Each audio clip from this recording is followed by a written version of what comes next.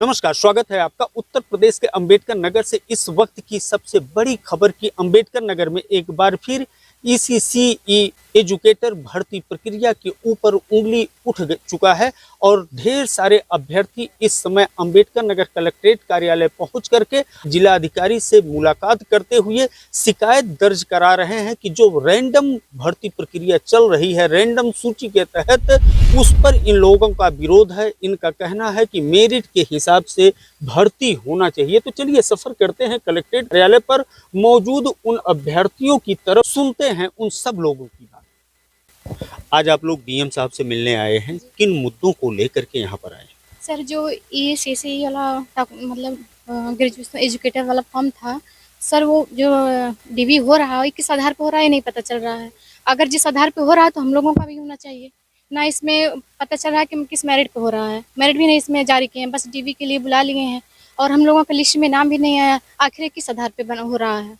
अगर कोई इसका आधार नहीं है तो हम लोगों का भी होना चाहिए। आपने डीएम साहब से मुलाकात किया, डीएम साहब ने क्या कहा? डीएम साहब वही बताए हैं कि आप लोग दोबारा इसके लिए 1 मंथ के लिए समय मांगे हैं। यहाँ पर आना हुआ इतनी बड़ी संख्या में, क्या आपको यह लगता है कि कहीं न कहीं जो रैंकिंग में हाईएस्ट हैं उनके साथ अन्याय हो रहा है? जी सर, हो रहा है, क्योंकि रैंडम सूची में 1 को छोड़कर 4 को उठा लिया जाता है, 4 को छोड़कर 5वें को उठा लिया जाता है, मतलब ऐसे की प्रक्रिया है। और डीमी में क्या होता है कि सबको बुलाया जाता है अल्फाबेट की तरह से, जैसे पहले बुलाया गया था। पहले भी जब 141 की एजुकेटर भर्तियां हुई थी तो पहले भी रैंडम सूची जो है चालू किया गया था। लेकिन जब हम लोग फिर मतलब आपत्ति किए थे तो वो जो है डीवी मतलब डीएम सर ने आदेश देकर डीवी करवाया था। मेरे सब मिला करके आप लोग चाहते हो कि डीबी व्यवस्था के तहत ही हो, क्या चाहते हैं? और वही क्रम में मेरिट बेस भर्ती हो जैसे पहली बार हुआ था। तो सर कैसे आप कह सकती हैं कि जो व्यवस्था है वो पारदर्शी नहीं है? कहीं न कहीं जो मेधावी रैंकिंग वाले अभ्यर्थी हैं उनके साथ अन्याय हो रहा है। जो लोअर रैंकिंग वाले हैं वो चूज किए जा रहे हैं, हाईएस्ट रैंकिंग वाले नहीं। ही गलत है रैंडम से सर, क्योंकि लॉटरी सिस्टम मतलब की तरह है ये। तो ये मतलब ये कहीं 1 को उठा रहे हैं, कहीं 15 को उठा रहे हैं, कहीं 28 29, मतलब कहीं 20 20 30 40 तक का गैपिंग है।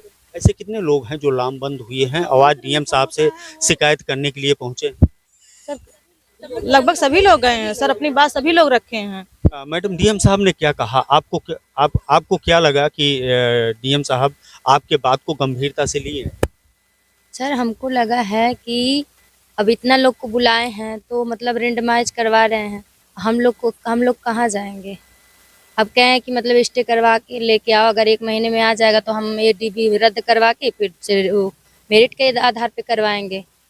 रैंडम सूची मतलब रैंडम सूची तभी जारी मतलब कैंसिल करेंगे जब आप स्टे ऑर्डर लेकर आएंगे।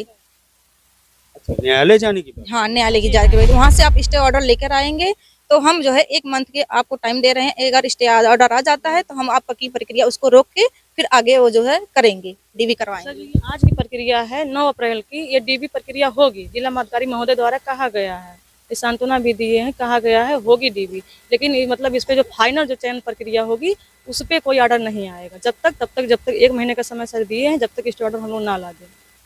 इसके लिए सर हम लोग को हाईकोर्ट जाना।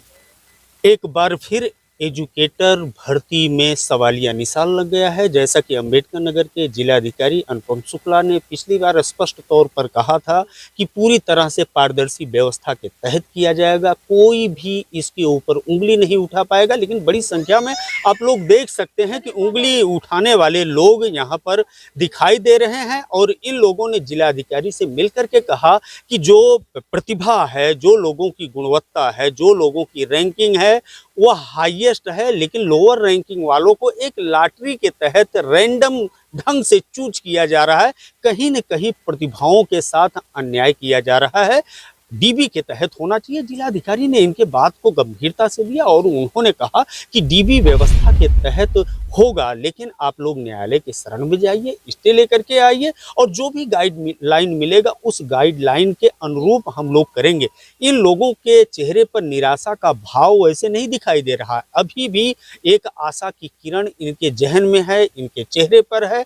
अब जिलाधिकारी क्या कुछ आगे प्रक्रिया करवाते हैं, यह न्यायालय पहुंचती हैं तो न्यायालय में इनको कितना राहत राहत मिलता है, यह सब देखने वाली बात होगी। और कहीं न कहीं यह सारा मामला भविष्य के गर्भ में है। हम आपको पल पल की जानकारी देंगे, हर मामले की जानकारी देंगे। बस आप बने रहिए हमारे साथ।